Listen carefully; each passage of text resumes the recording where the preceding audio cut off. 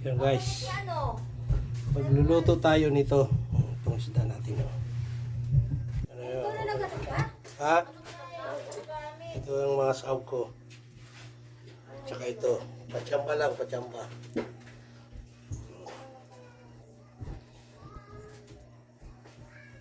Yan, lagay tayo mantika. Mantika. Basta ito bahala na pacham ito, pacham. Tapos, halo na natin to. Pacham-pacham lang naman yan eh. Halo na natin to.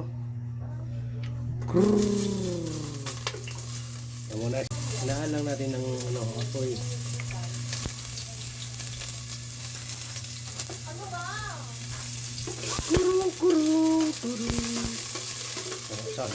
Halo. Ano kaya kalalabasan ng luto na?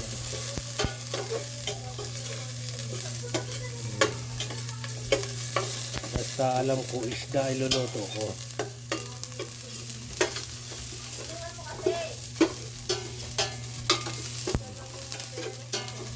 Kunti lang mantika para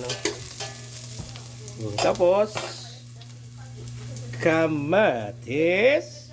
Okay. Pacham lang yan. Luin. Okay, yan na siya. Bango. Lagay na natin to. Churut.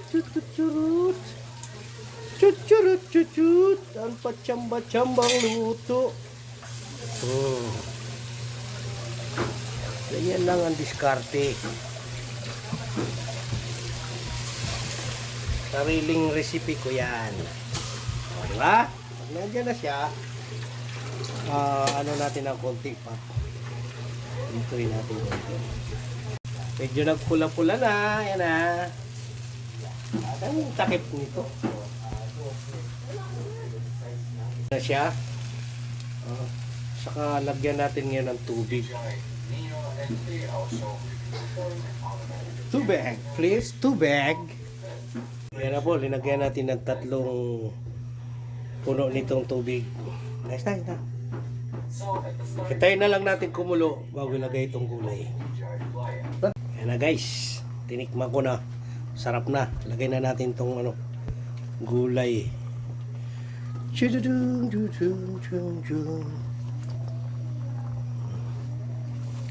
Pagkaluto ng gulay, luto na rin yan. Mga 5 minutes. After 5 minutes, ito na siya. Wow! Wala tayong ganong sounds. Luto na po yan. Kakain na ako. Kakain na.